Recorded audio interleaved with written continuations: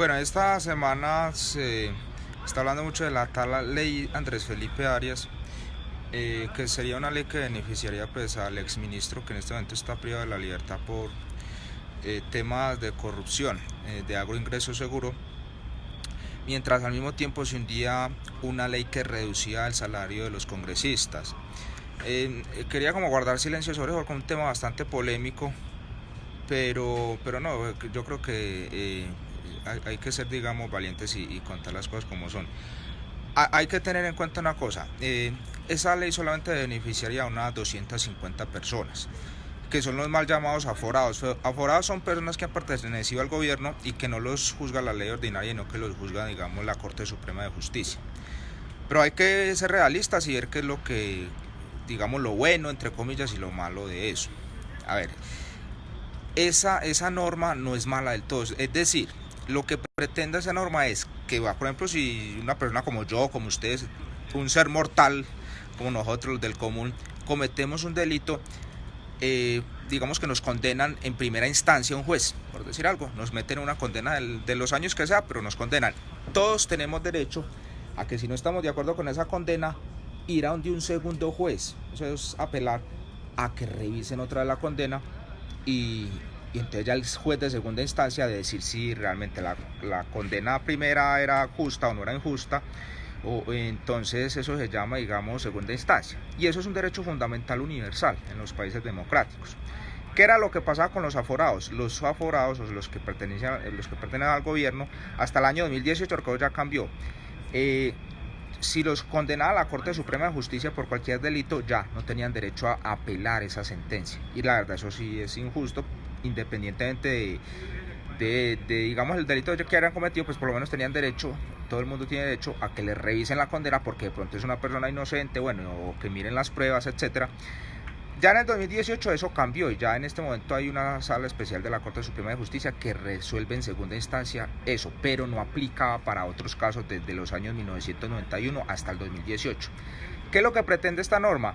Que todos los casos que no cubrió, digamos, esa norma que ya, digamos, aprobaron, pues que entre esos estaba el de Andrés Felipe Arias, pues estas personas que no tuvieron derecho a una apelación, pues puedan, digamos, que les revisen su condena. Eso no significa que automáticamente pues quedaran en libertad, no, simplemente que les revisaran la condena y ya si en segunda instancia los volvían y los condenaban, ya digamos la condena quedaría en firme. Eso por un lado. Lo otro es que ya la Corte Interamericana de Derechos Humanos y varias organizaciones de derechos humanos han establecido y le han dicho a Colombia que realmente sí deberían poner eso para todos. Incluso la Corte Constitucional invitó a los legisladores, al gobierno, a que sacaran, digamos, normas al respecto. Entonces no es simplemente que sea solamente por beneficiar a Andrés Felipe Arias, sino que ya desde hace tiempo se venía estableciendo que faltaba una segunda instancia para estas personas. ¿Cuáles son las observaciones? Entonces miremos, bueno, hay otra cosa, el artículo 29 de la Constitución establece que la ley favorable se aplicará incluso de manera posterior a la ley desfavorable, es decir, cuando hay una norma nueva que endurece las penas, eso no aplica para las personas que ya están condenadas, pero cuando hay normas nuevas que antes, digamos, benefician a las personas, esas sí se pueden aplicar. Eso se dio pues como un principio del derecho desde hace muchísimos años. Entonces, eso es lo que se pretende, la doble instancia retroactiva. Ahora sí, ¿cuáles son las observaciones? ¿Dónde es que está la trampa? Primero que todo, cuando la idea era que cuando se presentara esa norma, todas las personas que ya están condenadas en este momento salieran en libertad, o sea, se suspendieran las condenas. Ahí entonces fue que muchas personas que pues, conocían del tema brincaron y dijeron, un momentico, si van a poner esa nueva norma, no significa que sea para que toda esta gente salga en masa, pues digamos, a las calles, pues ya de prisión, no. Entonces, bueno, modificaron eso, quitaron ese artículo que decía que entonces iban a dar suspensión de condenas, porque eso sí era ya con nombre propio, que era para que beneficiara a Andrés Felipe Arias.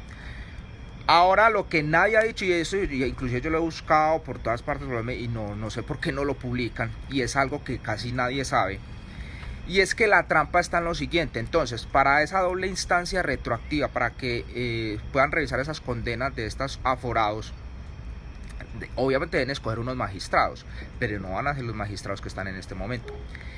Esos magistrados, que serían alrededor de 3, si no estoy mal, estarían escogidos por el presidente. Esa es la trampa. Esa es la trampa, que digamos, esa doble instancia retroactiva, al ser, digamos, el presidente el que escoge esos magistrados, obviamente el presidente Duque, que es del partido de gobierno, pues ya saben de qué partido de gobierno es el mismo que pertenece a Andrés Felipe Arias, no va a escoger unos magistrados independientes, sino que va a escoger casi que por lógica magistrados que estén, digamos, de acuerdo con los ideales del centro democrático, etcétera. Y al revisar esa digamos, condena de Felipe Arias, es prácticamente seguro que va a salir libre, porque pues van a ser magistrados escogidos a dedo por el presidente. Entonces, el problema no está en la ley como tal, porque inclusive nada más sería eso es una ley que nada más está aplicada para 250 personas, no más, porque aforados no son sino los, digamos, los inmortales, los políticos, los que trabajan con el gobierno, eso nada más, eso es lo que llaman aforados. Entonces, ese es el problema de la ley, que la escogencia de esos magistrados, ahí es donde los que, digamos, van a aprobar la ley deben meter, digamos, el ojo, la mano, para que los magistrados no sean escogidos por el presidente, sino que sean escogidos por, pues, no sé, sectores independientes, o sea, una terna mandada por el Congreso, bueno, aunque el Congreso también es como lo mismo.